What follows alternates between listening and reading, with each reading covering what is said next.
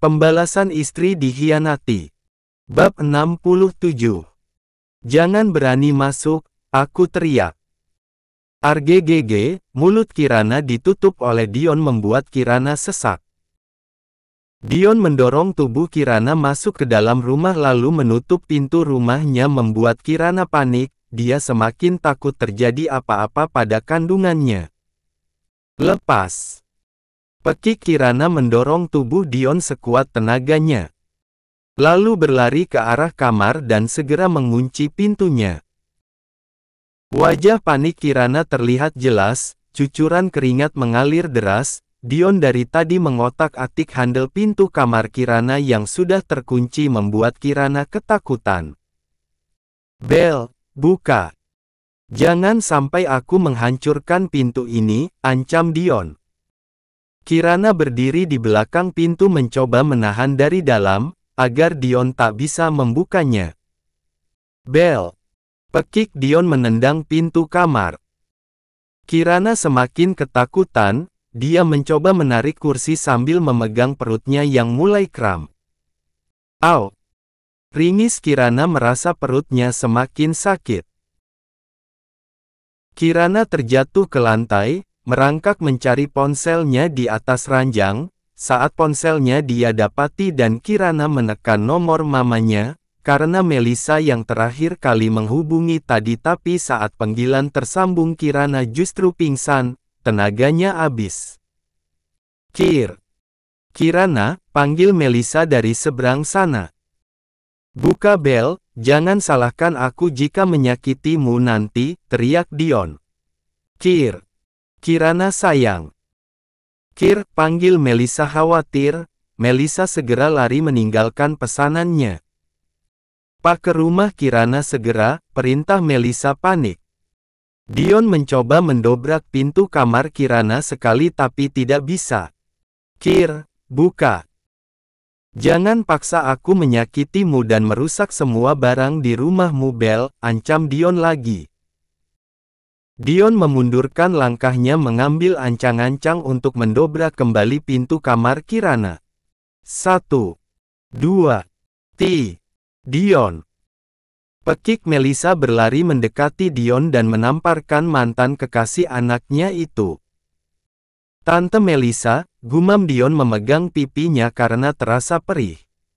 "Kamu apakan anak saya?" bentak Melissa. Kirana, "Tidak." Kirana mengurung diri di kamar, jawab Dion gugup. Vino yang merasa merindukan Kirana memutuskan untuk pulang ke rumah tapi dia malah melihat mobil mertuanya di halaman serta mobil lain yang tidak dia kenali. "Brengsek kamu," maki Melissa. "Tante yang membuat Kirana meninggalkan saya, tante yang membuat kami berpisah," ujar Dion. "Mama." Panggil Vino melihat Melissa dan Dion bersitegang tapi tidak ada Kirana istrinya. "Vino. Di mana Kirana Ma?" tanya Vino khawatir. "Dia bilang Kirana ada di dalam kamar." Vino segera berlari menuju kamar. "Kirana buka pintunya sayang ini aku," panggil Vino. "Bel. Ini aku suamimu Bel." "Kirana Mama juga ada sayang," ujar Melissa tapi tak ada jawaban dari dalam sana membuat Vino semakin panik. Vino menatap Dion tajam, wajahnya memerah menahan marah. Vino mendekat pada Dion dan memberikan satu tinjuan ke perut Dion hingga lelaki ini tersungkur. "Tahan dia Pak, dia harus bertanggung jawab jika terjadi sesuatu pada istri dan anak saya," perintah Vino pada supir Melissa. "Vin, jangan hiraukan dia, cepat selamatkan Kirana, Mama takut terjadi sesuatu pada Kirana dan anakmu." Vino segera mencari cara untuk masuk ke dalam kamar mereka. Vino menghubungi polisi dan beberapa tetangga untuk membantunya mendobrak pintu kamar. Melissa tak berhenti menangis memikirkan nasib anak perempuannya. Dari tadi dia menghubungi Rendra tapi nomornya tidak aktif. Melissa segera menghubungi Bagas agar menyusulnya ke rumah Kirana sedangkan Dion ditahan oleh para tetangga Vino. "Brak. Akhirnya pintu terbuka dan Vino melihat Kirana yang tergeletak di lantai dengan menggenggam ponsel. "Kirana," pekik Melissa melihat anaknya terbujur. "Bel, Kirana, bangun sayang, aku sudah pulang." "Kir," ujar Vino memangku Kirana, wajahnya terlihat khawatir dan matanya tak bisa lagi menahan kesedihan melihat Kirana.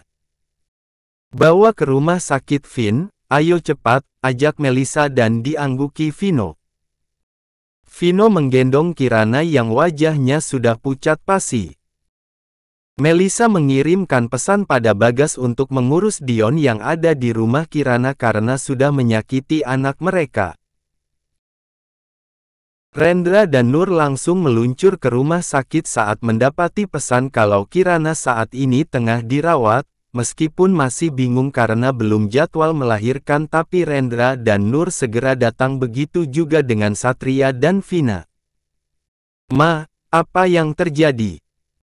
tanya Rendra saat melihat Melissa di depan pintu ruangan, duduk menangis. "Kirana, Ren." Kirana tidak sadarkan diri. "Kenapa?" tanya Nur yang ikut khawatir. Dion. "Apa lelaki itu penyebabnya?" tanya Rendra penasaran dan dijawab anggukan oleh Melissa. Rendra mengepalkan tangannya geram saat mengetahui Dion penyebab semua ini. "Di mana dia, Ma?"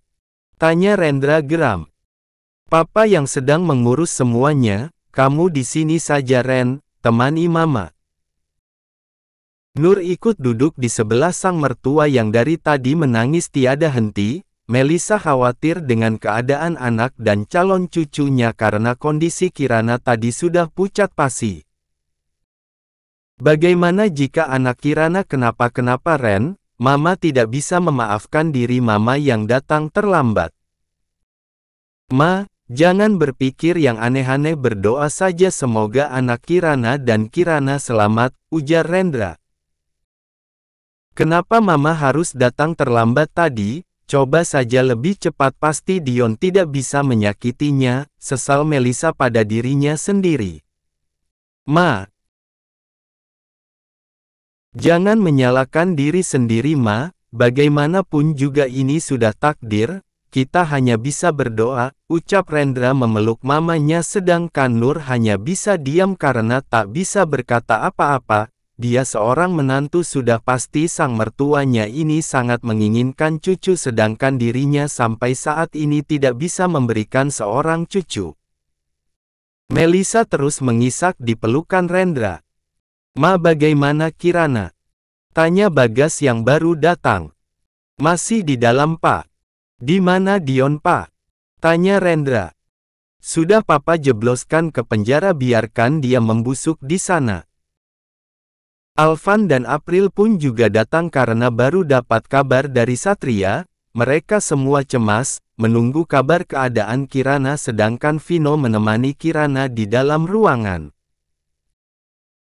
Semua anggota keluarga berkumpul di sana. Nur sebenarnya lelah sekali karena perjalanan panjang, tapi dia juga khawatir akan keadaan ipar sekaligus tantenya ini. Kirana cukup dekat dengannya. "Mas," panggil Vina pada Satria, perutnya pun ikut kram karena khawatir. "Kenapa sayang?" tanya Satria. "Perutku sedikit sakit," keluh Vina membuat Satria khawatir. "Tunggu di sini," ujar Satria pergi sebentar. Dia mencari tempat untuk Vina dan keluarganya istirahat agar mereka bisa tenang menunggu kabar tentang keadaan Kirana. "Kemana?" tanya April pada anak lelakinya ini. "Bun, titip Vina sebentar, aku ada urusan." April mengangguk patuh. Dia juga khawatir karena selama ini dia yang terus memantau perkembangan Kirana, tapi kenapa hari ini dia malah kecolongan oleh Dion. Semua merasa bersalah. Melissa yang dari tadi tak berhenti menangis membuat Rendra kasihan pada mamanya ini. "Ayo bawa mertuamu istirahat dulu Nur, kakak sudah pesankan kamar." "Kak Vina juga lelah," ajak Satria. "Ayo Ma." "Tapi Kirana, Melissa enggan meninggalkan anak perempuannya itu. Ada Vino di dalam, nanti juga akan ada kabar baik Ma, bujuk Rendra. Nur menuntun sang mertua ke dalam kamar yang dipesan oleh Satria. "Pa, aku harus beri pelajaran pada Dion," geram Rendra sambil mengepalkan tangannya. "Nanti Ren, saat ini keadaan Kirana yang terpenting, Mamamu akan stres jika terjadi sesuatu pada Kirana dan anaknya, urusan Dion bisa kita selesaikan belakang." "Tapi aku harus tetap menemuinya Pak," kekeh Rendra yang seakan ingin membunuh Dion saat ini. Bagas tahu siapa Rendra, Dion bisa mati di tangannya dan urusan akan makin panjang sedangkan Kirana belum sadarkan diri. "Ren, dengarkan Papa, Kirana butuh kita semua, lagi pula Papa sudah memberikan dia pelajaran. Papa rasa Dion tak akan berani macam-macam lagi Ren," jelas Bagas. Rendra menghela nafas panjang, mencoba menguasai emosinya saat ini. Kirana membuka matanya perlahan, banyak alat-alat medis melekat di tubuhnya membuat Kirana sedikit bingung, di mana keberadaannya saat ini. Apakah ada yang menyelamatkannya tadi? Atau saat ini dia sudah tak di dunia lagi, tapi kenapa bau obat-obatan sangat melekat di indera penciumannya? "Sayang, kamu sadar?" ucap Vino menarik sudut bibirnya kecil sedangkan Kirana hanya terdiam menatap Vino. "Sayang kamu kenapa? Ada yang sakit? Bilang di bagian mana?" cecar Vino tapi Kirana tetap menatap lekat wajah Vino. "Sakit," rintih Kirana saat merasa perutnya kram. Dokter," panggil Vino khawatir. Dokter dan tenaga medis lainnya segera masuk ke ruangan Kirana. "Dia kesakitan Dok, tolong istri saya Dok," ucap Vino cemas. "Sabar Pak, kami sedang berusaha." Pasien mengalami trauma berat hingga ketakutannya membuat perutnya kram, jelas sang dokter. "Tolong Dok, tolong selamatkan istri saya, mohon Vino." Bapak boleh menggenggam tangan pasien agar Bu Kirana merasa tidak sendirian dan ketakutannya bisa sedikit berkurang, perintah dokter. "Sayang, aku di sini." "Jangan takut sayang, aku tidak akan meninggalkanmu lagi," bisik Vino. Berkali-kali Vino mencium punggung tangan Kirana dan keningnya. Kirana hanya mengeluarkan air mata tanpa bersuara. "Maafkan aku sayang. Maaf." Lama-lama mata Kirana terpejam. "Dok, kenapa istri saya?" tanya Vino khawatir.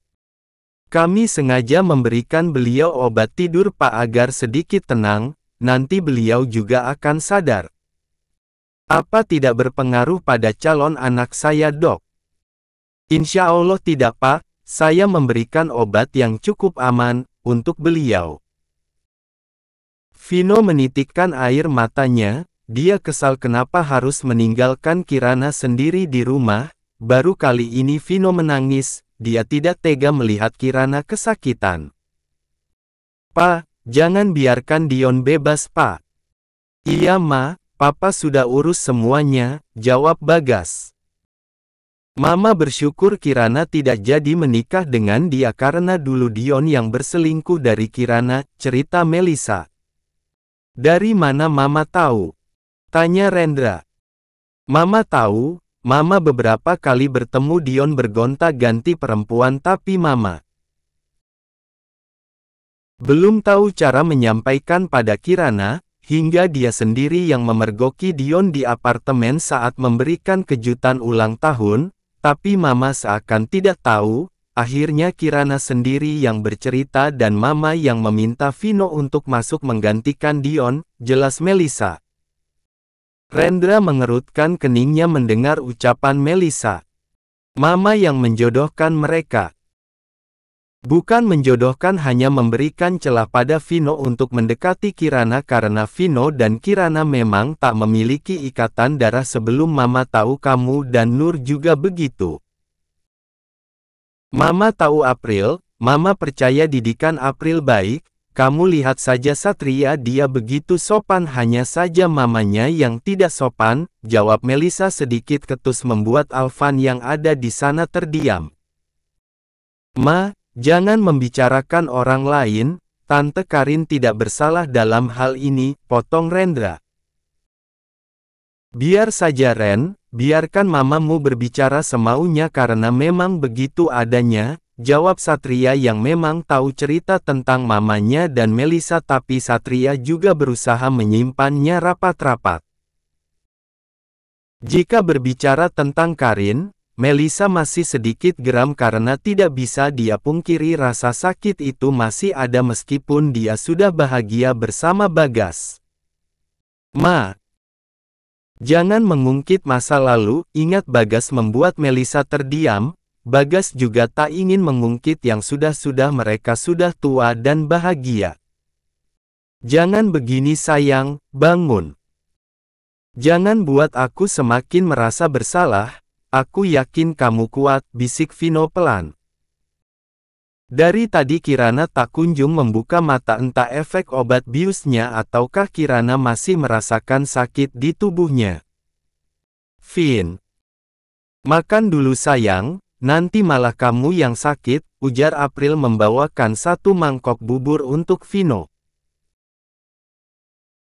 Bun, Kirana bun, ucap Vino memeluk tubuh April. Kali ini dia benar-benar tak berdaya, dia tidak tega melihat Kirana yang hanya tertidur diam, dia rindu manja Kirana, dia rindu ocehan Kirana, bahkan dia merindukan pesanan Kirana yang selalu membuatnya kewalahan, dia merindukan semuanya.